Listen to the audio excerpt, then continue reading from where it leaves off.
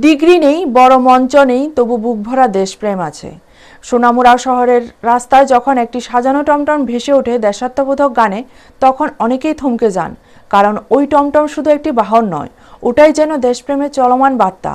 প্রত্যেক বছরের মতো এবছরও নেতাজি সুভাষচন্দ্র বসুর জন্মজয়ন্তী উপলক্ষে সোনামুড়া শহরের বুকে দেশাত্মবোধের এক অনন্য দৃষ্টান্ত তুলে ধরলেন টমটম চালক জাফর আলী। শুক্রবার সম্পূর্ণ দেশপ্রেমের সাজে সেজে উঠেছে তার টমটম। জাতীয় পতাকা, স্বাধীনতা সংগ্রামী বীরদের ছবি আর দেশাত্মবোধক গান সব মিলিয়ে শহরের রাস্তায় যেন অন্য এক আবহ।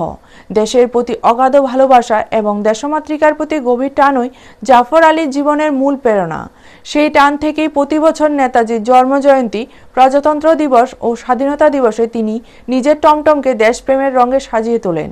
এই ব্যতিক্রমী উদ্যোগ দেখতে ও কুর্নিশ জানাতে রাস্তায় ভিড় করছেন সচেতন সোনামুড়াবাসী। প্রতিদিন টমটম চালিয়ে বড়জোর 500 টাকা রোজগার হয় জাফর আলীর। অথচ শুধু এই বছরই নেতাজির জন্মদিন ও প্রজাতন্ত্র দিবস উপলক্ষে টমটম সাজাতে তার খরচ হয়েছে প্রায় 7 থেকে 8,000 টাকা। তবু কোনো আক্ষেপ নেই তার চোখে মুখে।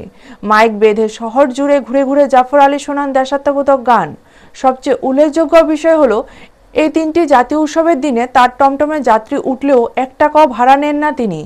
জাফর আলীর কথায় লেখাপড়া না জানলেও লোকমুখে শোনা কথা আর সিনেমা দেখেই তিনি জেনেছেন দেশের স্বাধীনতা সংগ্রাম ও বীর শহীদদের আত্মত্যাগের ইতিহাস। সেখান থেকেই জন্ম নিয়েছে তার এই নেশা। ভিডিও রিপোর্ট, নিউজ তৎকাল 24। আক্তার, সোনামুড়ার একজন কালচারাল অ্যাক্টিভিটিস। অ্যাকচুয়ালি বলার বিষয় হচ্ছে যে জাফর আলী উনি টমটম চালক। উনি প্রত্যেক বছর 15ই আগস্ট, 23শে জানুয়ারি, 26শে জানুয়ারি উনার টমটমে বিনা ভাড়ায় প্যাসেঞ্জারকে পরিষেবা দিয়ে থাকে। উনার যে টমটমের একটা খরচ আছে, উনি যে ব্যানারগুলো লাগিয়ে রেখেছেন, এটার একটা আলাদা খরচ আছে। এইটা উনি নিজ খরচে বহন করে এই দিনগুলো 3টা যে দিন আছে এটাকে উদযাপন করে থাকে। আমি ছোটোবেলাতে সিনেমা দেখেছিলাম, যে সিনেমার মধ্যে ভারতের ইতিহাস কিছু পেয়েছিলাম।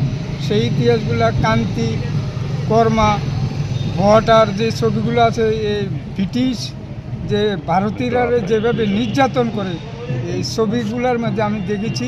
তার দেখার সাথে আমার কাছে এগুলো মনের মধ্যে খুব কষ্ট লাগছে যে এ দেশ স্বাধীন করতে যে এত নির্যাতিত হয়েছিল। এই জন্যে আজকে সারা ভারতবর্ষের মানুষকে আমি শ্রদ্ধা জানাই যে 23শে জানুয়ারি, 26শে জানুয়ারি, 15ই আগস্ট ভালোভাবে যাতে আমি যেভাবে করছি এভাবে যাতে সবাই করে, সবার কাছে আমার মিনতি আবেদন জানাচ্ছি।